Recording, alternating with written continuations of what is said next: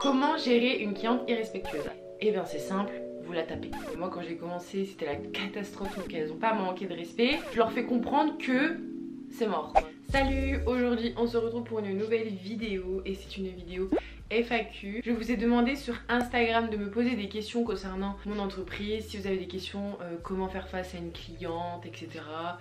Bienvenue au chat. Enfin bref, vous m'avez posé plein de questions, merci d'ailleurs d'avoir répondu. J'ai dû en sélectionner parce que malheureusement je ne peux pas répondre à tout le monde parce que sinon la vidéo elle va durer 1 heure. Désolée aussi pour ma tête, c'est le confinement, j'ai plus de cils, j'ai plus de teinture de cheveux, je suis dégueu, vous m'en voudrez pas. Le principal c'est que je réponde à vos questions. C'est parti, on va commencer avec la première question et la première question est: quel matériel conseilles-tu pour débuter les vidéos YouTube? Je conseille tout simplement des bons éclairages, croyez-moi c'est important. Donc j'ai 2 éclairages, il vous faut un bon appareil photo forcément et un trépied. Et après vous pouvez vous faire un joli fond, un setup ça s'appelle. Si vous voulez je vous mets tout mon matériel en barre de description. Et voilà. Comment gères-tu la comptabilité? Je gère ça moi-même, je n'ai pas de comptable, j'écris tout sur un cahier et voilà. As-tu des clientes avec qui le courant passe super bien et d'autres non? Donc oui forcément parce qu'on peut pas plaire à tout le monde, donc quand le feeling ne passe pas forcément, bah les clientes elles reviennent pas tout simplement et voilà, tant mieux. Comment faire face aux clientes quand on a des décollements? Pas de panique, c'est pas grave, ça arrive à tout le monde. Moi quand j'ai commencé c'était la catastrophe niveau décollement, j'ai voulu abandonner plein de fois mais je n'ai pas abandonné parce que j'ai toujours cherché pourquoi ça se décollait, ceci, cela, je me renseignais toujours. Et si votre cliente a des décollements, c'est pas grave, vous avez simplement à enlever tous les décollements et vous retravaillez sur une base propre en fait. Après il y a des clientes, moi ça m'arrive, j'ai des clientes qui ont des tendances de décollement mais de ouf, la nature de leur ongle est grasse, donc à vous d'adapter les produits. Ensuite, que penses-tu des cartes de fidélité et des réductions dans les métiers de prothésiste ongulaire? Je trouve ça bien pour fidéliser sa clientèle au début ou tout le temps comme vous voulez, mais je trouve ça bien. Vous pouvez faire des petites cartes de visite, pas des cartes de visite, des cartes avec des petites cases au bout de 6 pauses, moins 20%, ou faites comme vous voulez. Vous pouvez prendre des exemples sur internet, je pense qu'il y en a plein des exemples. Vous pouvez faire ça sur des sites d'impression genre Vistaprint, je suis sûre il y a déjà des modèles qui sont préenregistrés, enfin franchement je trouve ça bien. Ensuite, quand as-tu ouvert ta boîte? As-tu ouvert un autre compte pro? Est-ce que tu parles de compte bancaire ou compte professionnel genre Facebook et tout? De toute façon je vais répondre aux deux comme ça va être clair. Quand j'ai ouvert mon entreprise, oui j'ai dû ouvrir un compte bancaire professionnel tout simplement pour pouvoir gérer mes dépenses professionnelles et mes dépenses personnelles dans mon livre de compte. Voilà, ça c'est très pratique et je vous conseille de le faire, mais je crois qu'en plus c'est obligatoire depuis pas longtemps. Enfin, je sais pas. Ce qui est compte professionnel pour les réseaux sociaux, oui, j'en ai ouvert. Surtout les filles, ne mélangez pas votre vie privée et votre vie personnelle.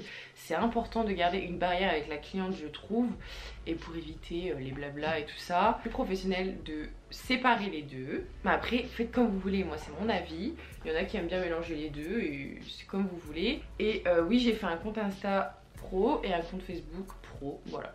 Quel conseil important as-tu pour les débutants? Vous former, moi personnellement, tout métier s'apprend au fur et à mesure. Vous pouvez pas sortir de formation, claquer des doigts et faire des ongles parfaitement, non c'est impossible, ça demande de l'entraînement. Donc ne perdez pas espoir, entraînez-vous, faites des formations, des perfectionnements, etc.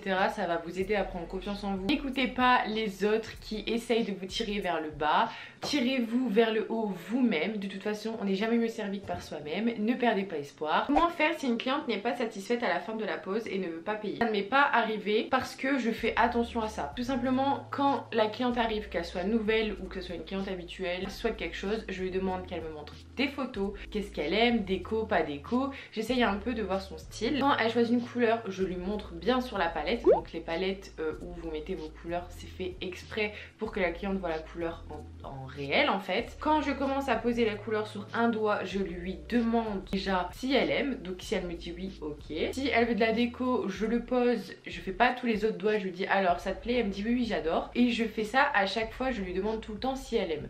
Comme ça à la fin de la prestation, si elle dit non j'aime pas, etc., ben j'ai rien à me reprocher parce que je lui ai demandé 150 fois si elle aimait bien. Donc vous voyez, il faut toujours demander à votre cliente si elle est satisfaite, parce que c'est vrai qu'il y en a des fois on leur fait les ongles, ils regardent pas, ils font pas attention et à la fin ils disent ah mais j'aime pas. Non, moi je fais pas ça. Et faites attention parce qu'il y en a qui font un peu exprès pour gratter un peu des prix, vous voyez, donc faites attention. Alors, comment gérer une cliente irrespectueuse? Alors ça c'est ouf parce que j'ai eu au moins une vingtaine de questions comme ça. Comment gérer une cliente irrespectueuse? Eh bien c'est simple, vous la tapez.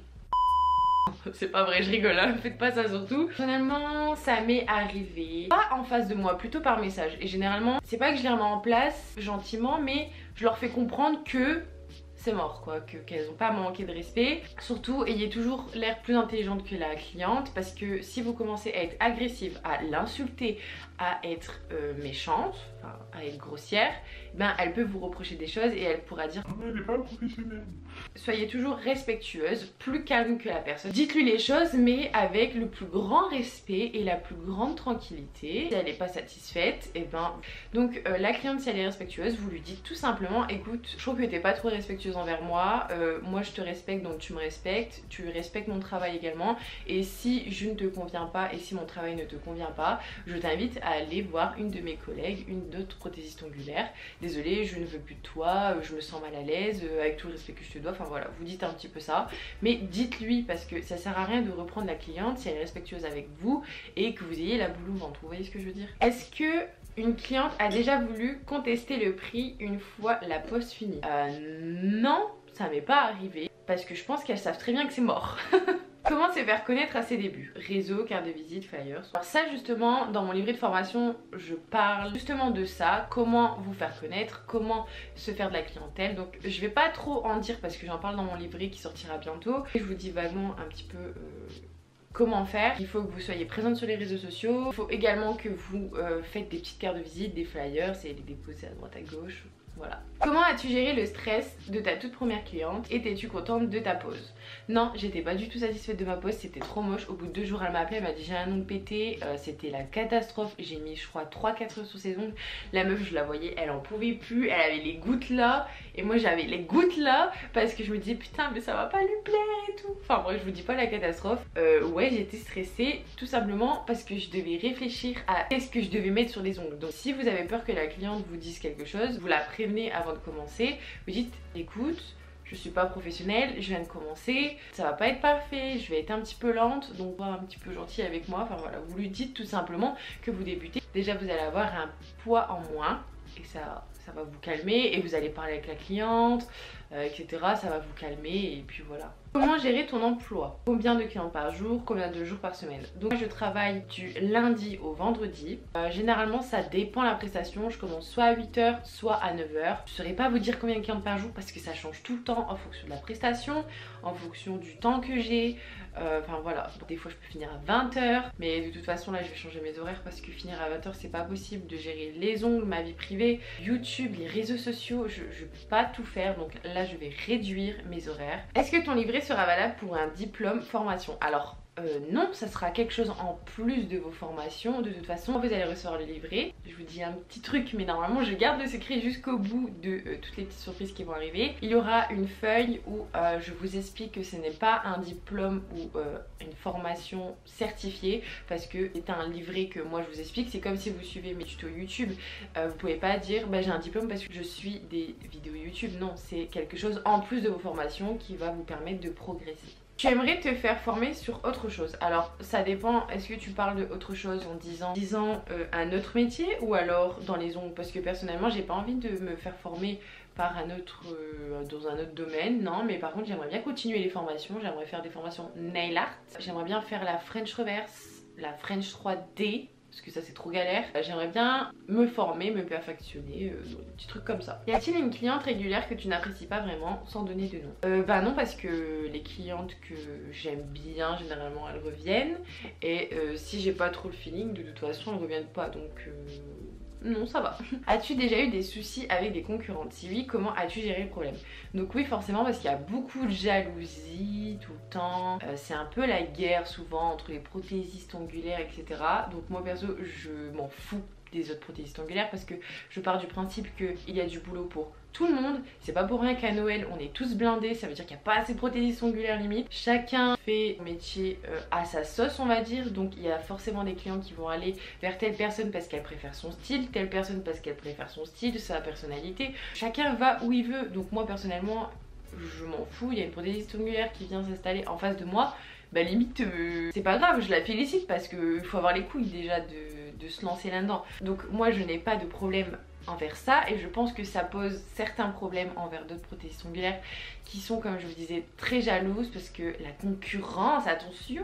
Donc voilà, et donc oui, j'ai déjà fait face à des pics de prothésistes ongulaires, mais ça me fait juste bien rire et je ne réponds pas et on répond au con par le silence. Comment organises-tu ton planning? Team papier ou team numérique? Alors je suis team papier parce que voilà, j'ai toujours été habituée à mon agenda. Comment tu fais si une cliente à la fin de ta presta ne te paye pas? Ça ne m'est pas arrivé. Si c'est une cliente que je ne connais pas, enfin de toute façon je ne fais pas crédit, il est hors de question que je fasse crédit. C'est pas parce que vous êtes à votre compte et indépendant que la personne doit se permettre de faire des crédits avec vous. Non, elle va dans un magasin acheter ses courses, elle va pas commencer à taper un crédit à la caissière, vous voyez, elle veut quelque chose, elle l'achète, point barre. Genre, nous, on fait notre prestation, on mérite d'être payé en temps et en heure. Donc je ne fais pas crédit. Ça ne m'est pas arrivé qu'à la fin d'une prestation, la cliente ne me paye pas. Par contre, ça arrive et qu'elle dit oui, j'ai pas du tout, blablabla. Je prends un objet de valeur. Je dis donne-moi ta carte d'identité ou alors donne-moi ton téléphone, va les chercher et tu reviens. Mais ça ne m'est pas arrivé. Donc voilà. Après, ça m'est arrivé qu'il y ait des clients fidèles qui oublient leur chéquier dans leur sac. Je veux que le lendemain ou le soir même je l'ai dans ma boîte aux lettres, vous voyez ce que je veux dire? Comment réagir lorsqu'une cliente prend trop la confiance et te dit ce que tu dois faire? J'ai eu plein de questions comme ça aussi. Et bah vous lui dites tout simplement, mais gentiment, vous la remballez, mais gentiment.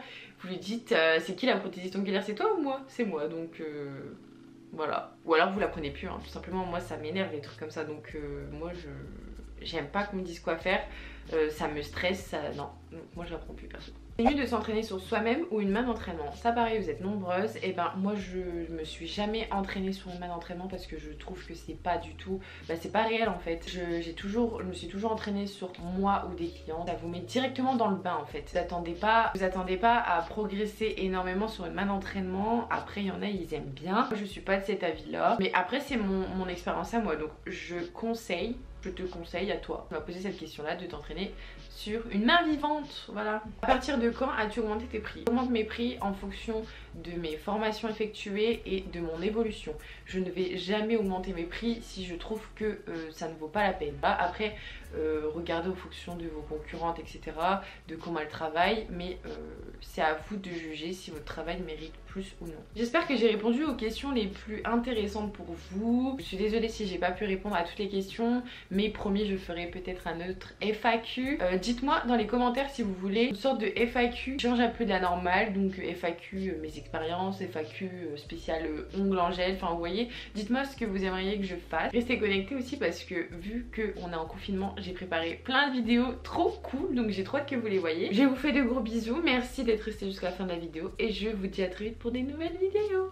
Salut!